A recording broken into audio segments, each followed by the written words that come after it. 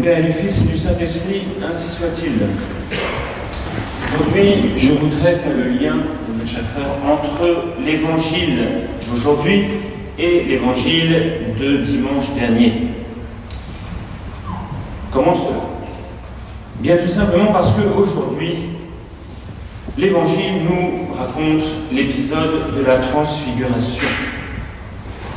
Et bien sûr, nous pouvons nous reconnaître dans les apôtres, en particulier dans Saint Pierre qui dit à Jésus, mais que nous sommes bien là-haut sur cette montagne, qu'il est bon pour nous d'être là-haut, quel bonheur pour nous d'être ici. Bien, nous aimerions dire cela tous les jours de notre vie. Mon Dieu, qu'il est bon d'être sur cette terre. Mon Dieu, qu'il est bon d'être en famille. Mon Dieu, qu'il est bon de ne pas avoir d'épreuves. Mon Dieu, qu'il est bon de ne pas avoir de souffrance. Mon Dieu, qu'il est bon de ne pas avoir de tentation. Nous aimerions finalement être sur cette terre tout en étant déjà au ciel. Nous voudrions faire de la terre le ciel. Nous aurions bon, n'est-ce pas? Et pourtant,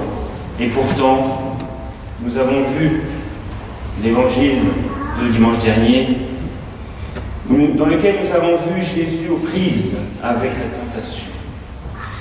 Et ces tentations, vous le savez, ce sont les nôtres, nous l'avons bien dit la semaine dernière, nous l'avons dit la semaine dernière. Eh bien, nous ne sommes pas encore sur le Tabor. Nous sommes plutôt avec Jésus au désert, en train de lutter contre les tentations. Nous avons vu que ces tentations étaient nécessaires. Elles sont nécessaires pour nous purifier. Elles sont nécessaires pour augmenter notre foi.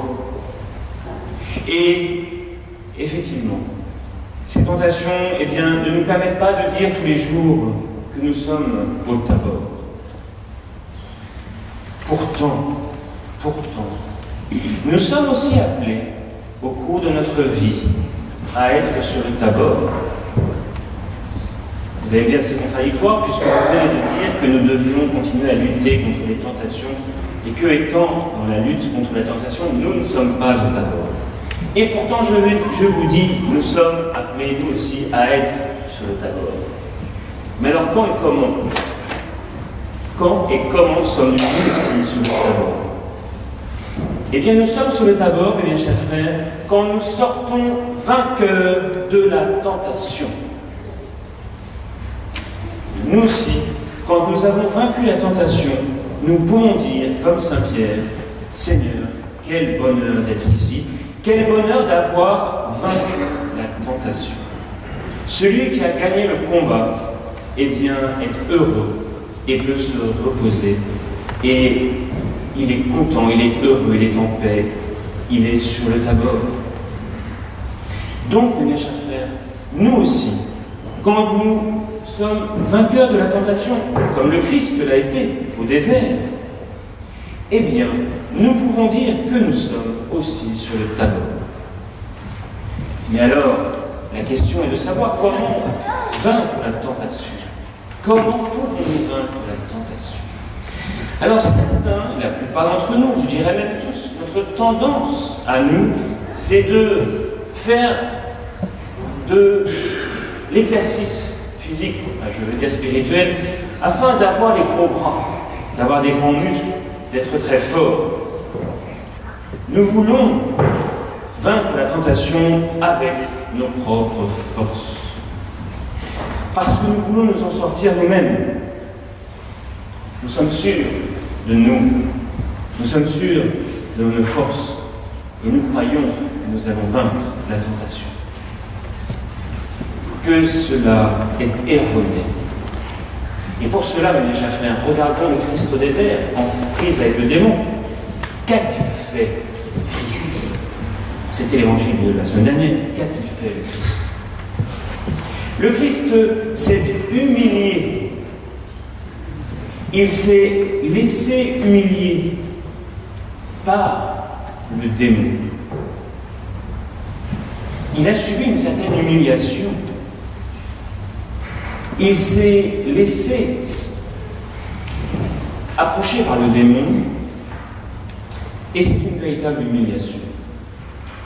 nous aussi, mes bien chers frères, cela ne peut être que par l'humilité que nous allons vaincre la tentation. Il n'y a que l'humilité qui nous permet de vaincre la tentation. Et l'humilité s'acquiert par l'humiliation. Vous savez, mes chers frères, c'est toutes ces fois où vous devez mordre sur votre chic.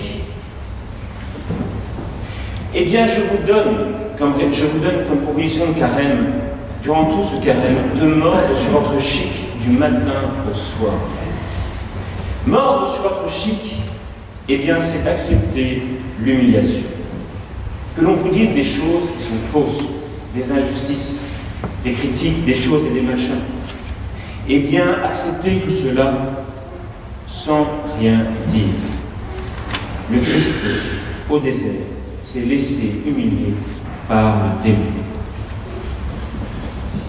Donc, c'est la première manière de faire afin de gagner en humilité, c'est d'accepter les humiliations, quelles qu'elles soient et d'où qu'elles viennent.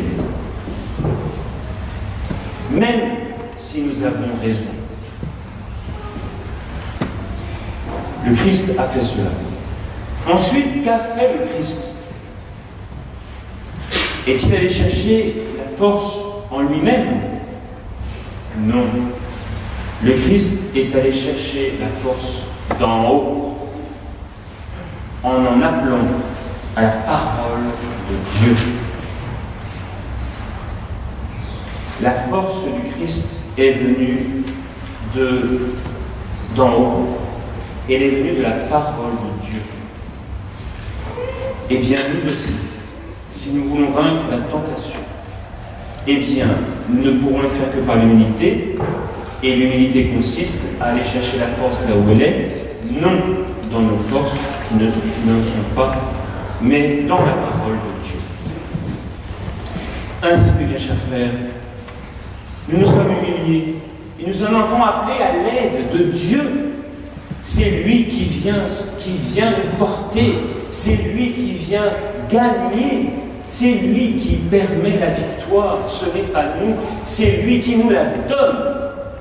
Il nous donne la victoire, ce n'est pas nous qui l'avons gagnée, ce n'est pas nous qui avons combattu, nous nous sommes laissés porter, nous nous sommes laissés transformer, nous avons accepté que la force vienne d'en haut.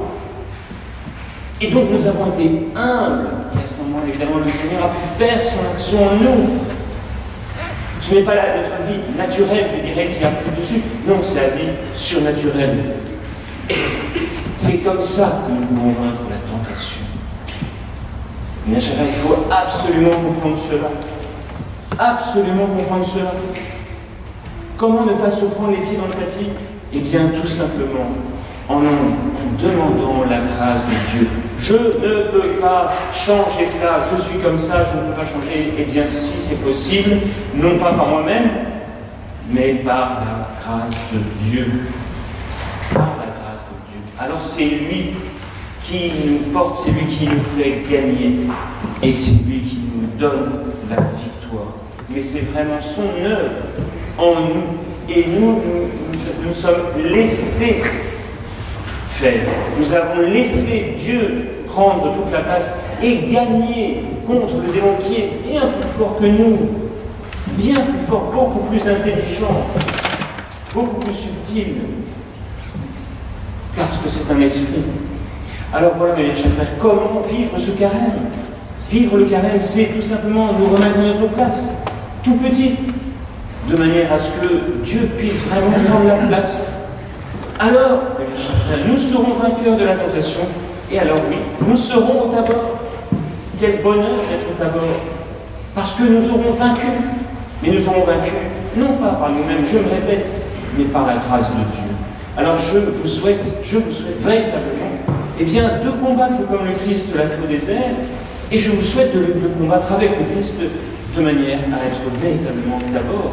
Et vous pouvez être au Tabor tous les jours de votre vie, en ayant gagné par la grâce de Dieu, eh bien, avoir gagné sur le démon et avoir vaincu les tentations qui se présentaient à vous. Au nom du Père, et du Fils et du Saint-Esprit.